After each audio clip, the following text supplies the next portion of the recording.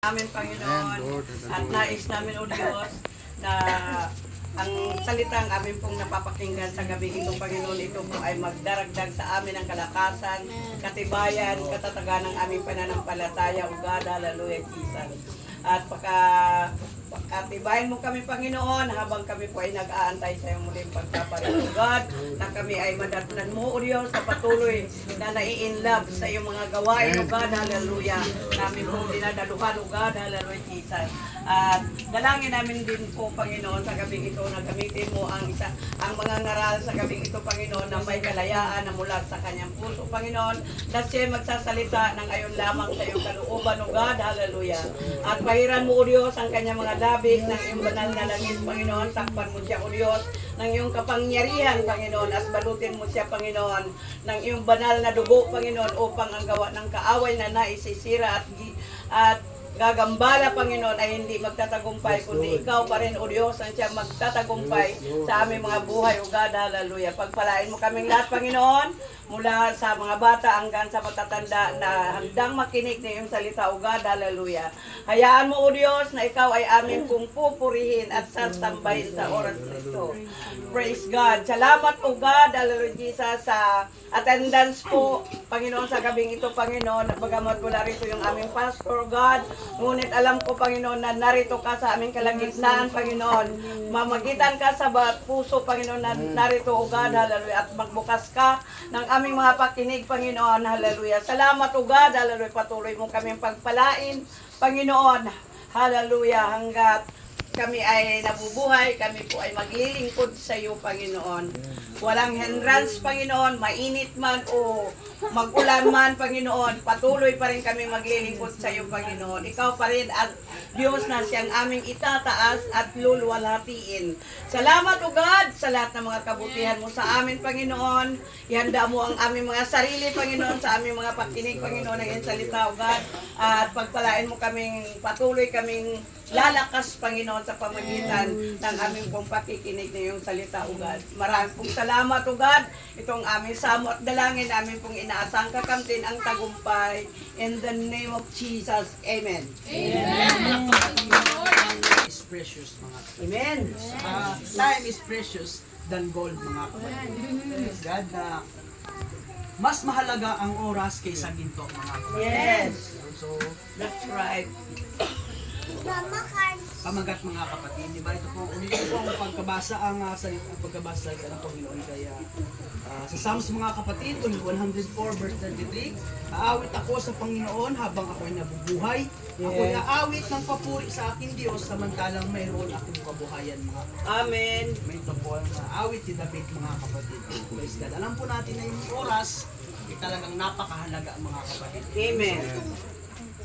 Oras na ito, mga kapatid, ang dami po natin na narinig na dito ng mga pagtuturo, mga resort, mga kapatid, praise God, mga Bible studies. So, narinig na po natin ito, mga kapatid, marahil paulit-ulit po, pero ano po ako kagabi, mga kapatid, basa-basa ako kagabi, so wala akong ibang makita talaga, mga kapatid.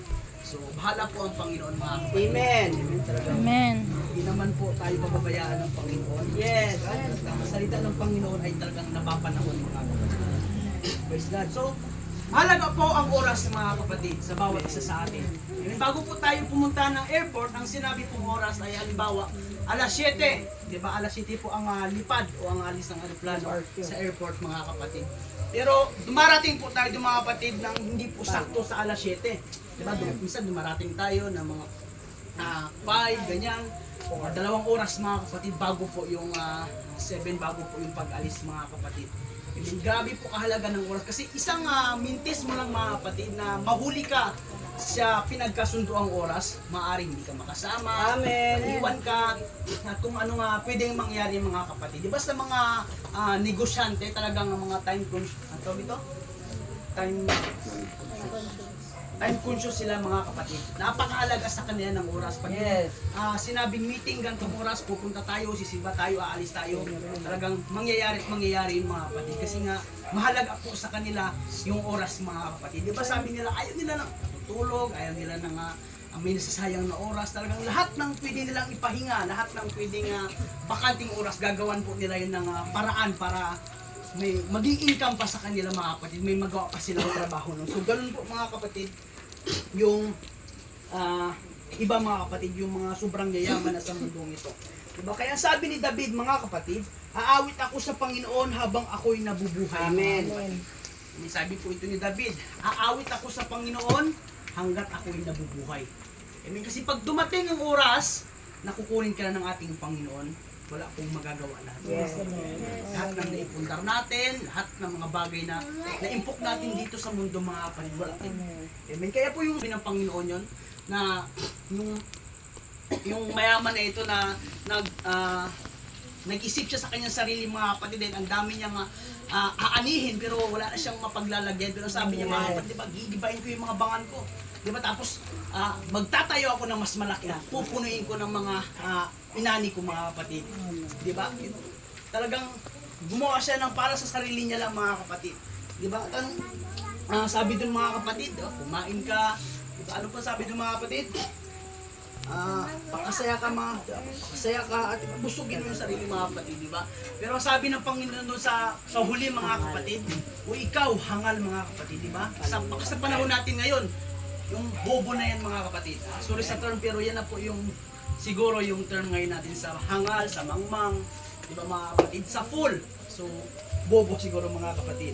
I mean, kasi kukunin ngayong gabi ang buhay mo. Diba? Sabi doon, kukunin ngayong gabi ang buhay mo, sino ang makikinabang ng mga ari-arian? Yes. Amen. So, wala pong maiiwanan mga kapatid. Lahat ng mga naiimpok niya dito sa lupa, lahat ng mga inani niya, lahat ng pinuno niya dito sa bangan mga kapatid, wala pong patutunguhan kung yung buhay niya mawawala. Amen. Kasi nga po sabi, yung death is unstoppable mga kapatid. Death is unavoidable and death is unpredictable mga kapatid. Talagang hindi po natin mapipigilan yung kamatayan mga kapatid. Hindi po tayo nagtutulong ngayong gabi ng about sa tawag dito sa funeral service mga kapatid. Parang ganun eh. Mga kapatid. Baka ganun talaga. At death is unpredictable. Talagang hindi natin alam kung kailan po ito darating mga kapatid. Amen. Yung nangyari mga kapatid, di ba ito sa yung ating pastor, yung pastor mo, kapatid, kasi malusog, di ba? Hindi naman pinapabayaan yung sarili, di ba? Hindi naman sabi ko, higa lang. Jogging mga kapatid, pero wala po nakapigil sa kamatayan mga kapatid. Di ba? Kumuha ng Panginoon yung buhay niya. Walang sino mang tao sa mundo yung nagsasabi or humigil doon na sabi may nakapigil. Wala mga kapatid. Kahit na siguro yung mga tawag ito, yung mga nagahula-hula ang tawag doon.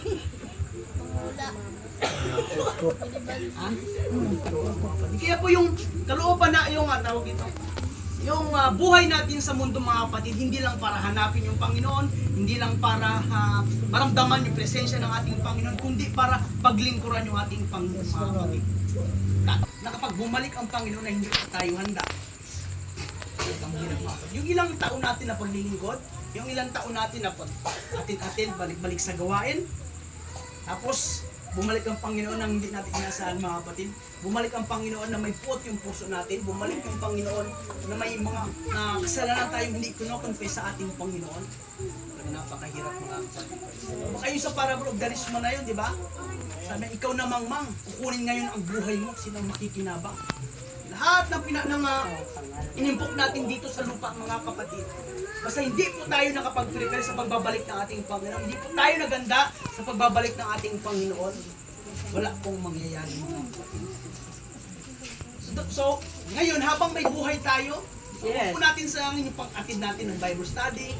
Yan pa naman yung Bible study, minsan talaga siya yung nakakatamad atin ng mga kapatid. Kasi ano yan nasa gitna di ba, Merkules? Ng Friday mga kapatid, medyo pagod yan Marisa ng ibang may mga trabaho, nag-aaral, medyo pagod yung katawan, di ba? Ang sarap ipahinga. Pero yung napakahalaga mga kapatid, di ba grabe yung benefit na makukuha natin sa Bible study kapag talagang inatin natin, nakakatamad lang siya mga kapatid. I mean, kasi yun talaga yung ginagawa ng strategy ni Satanas para hindi tayo basta-basta makaroon Di ba? Pinapatamad na tayo kung ano-ano mga pinapagawa niya sa ating mga kapatid na pinagkakabalahan natin para yung Wednesday po na yan maapektuhan mga kapatid. Kasi alam ni Satanas na kung gaano kahalaga yung Wednesday na yan para sa atin. At ano pa, ito yung Friday mga kapatid. Alam na alam ni Satanas kung gaano kahalaga yung Friday na to sa atin. Kasi nakakapag-share tayo ng Word of God, nakakapagpapasalamat tayo sa ating Panginoon mga kapatid. Di ba nalilong natin yung Panginoon kasi tuwing Friday naman kaya tayo nakakapagpasalamat sa Panginoon na bukal mga kapatid na sinasabi natin at sa harapan ng mga kapatid natin na nakakapagpasalamat tayo na lumalakas din yung mga kapatid natin mga kapatid sa pamagitan ng mga testimony ng bawat isa mga kapatid. Amen. At lalo na yung Saturday mga kapatid. Diba? Lalo na po sa mga ginagamit tuwing Sunday. Diba? Bago talagang kaya po ginagawa po natin yan kasi po napakahalaga na bago tayo sasalta o papagamit sa ating Panginoon mga kapatid sa Sunday talagang yung puso natin na ihanda natin, yung isip natin na ihanda natin mga kapatid. Hindi po tayo yung sabak lang na sabak mga kapatid, di ba? Na hindi tayo nagpapalinis ng puso sa ating Panginoon. E sa loob ng ilang araw, di ba? Nasa school, ang dami nakasalumuha mga kapatid. Di ba? Hindi talaga natin may iwasan na yung puso minsan. Di ba? Yung isip minsan, nagkakasala po mga kapatid. Di ba? At higit sa lahat, yung Sunday mga kapatid. Talagang gagawa ang demonyo ng paraan para hindi po natin para yung anak ng Diyos mahila niya mga kapatid sa araw ng Sunday. Amen. Kasi yung Sunday, diyan po tayo nagpapalakasan, diba diyan po binubuhos ng Panginoon yung presensya niya, diba diyan po nakikipag-usap yung ating Panginoon sa bawat isa sa ating mga kapatid. Diyan din po minsan gumagawa ng himala ang ating Panginoon. Amen. So ang demonyo, gagawa siya ng paraan para mahila ang mga kapatid. Kung alam ng demonyo na yung Wednesday, yung Friday, yung Thursday, yung Sunday, napakahalaga mga kapatid sa mga Kristiyano, sa anak ng Diyos. Dapat alam din po natin yun mga kapatid. Kasi pag dumating yung oras na hindi po tayo prepare, dumating yung oras, di ba?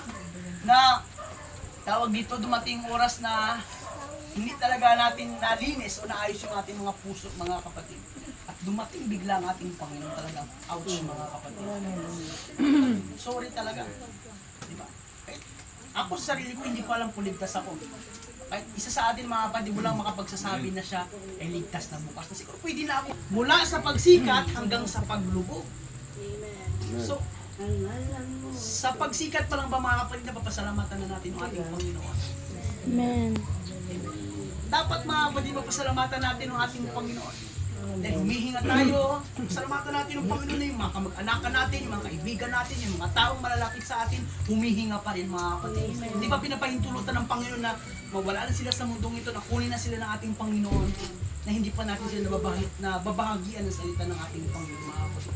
Ganun po mapagmahal ang ating Panginoon mga kapatid. Ang dami pa nating kaibigan, na hindi pa natin nasishare ng Word of God. Ang dami pa nating kamag-anakan na hindi pa po nakakakilala sa ating Panginoon mga kapatid.